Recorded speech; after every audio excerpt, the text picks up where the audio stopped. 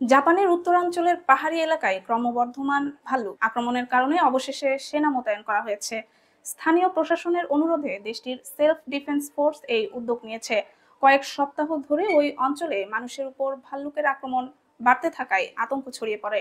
স্থানীয় বাসিন্দাদের সতর্ক থাকতে বলা হয়েছে।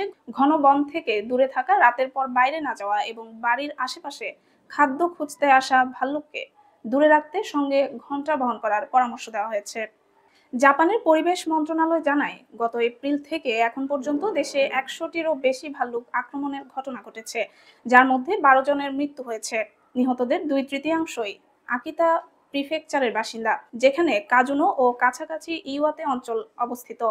টোকিওতে এক সংবাদ সম্মেলনে ডেপুটি চিফ ক্যাবিনেট সেক্রেটারি কেও সাতো বলেন, ভাল্লুক বারবার জনবসতিতে প্রবেশ করছে এবং আক্রমণের সংখ্যা বাড়ছে। তাই পরিস্থিতি মোকাবেলায় আমাদের উদ্যোগ বন্ধ রাখার সুযোগ নেই। আকিতা প্রিফেকচারের কর্মকর্তারা জানান, এবছর ভাল্লুক দেখা যাওয়ার ঘটনা ৬ গুণ বেড়ে প্রায় ৮,০০০ ছাড়িয়েছে। এ অবস্থায় গত সপ্তাহে প্রিফেকচারের গভর্নর কেন্দ্রীয় সরকারের কাছে সেনা সহায়তা চান। মোতায়েন করা সেনারা ভাল্লুক ধরার জন্য ব্যবহৃত বক্স ট্র্যাপ স্থাপন, সেগুলো পরিবহন এবং নিয়মিত পরিদর্শনে স্থানীয় কর্মকর্তাদের সহায়তা করবে।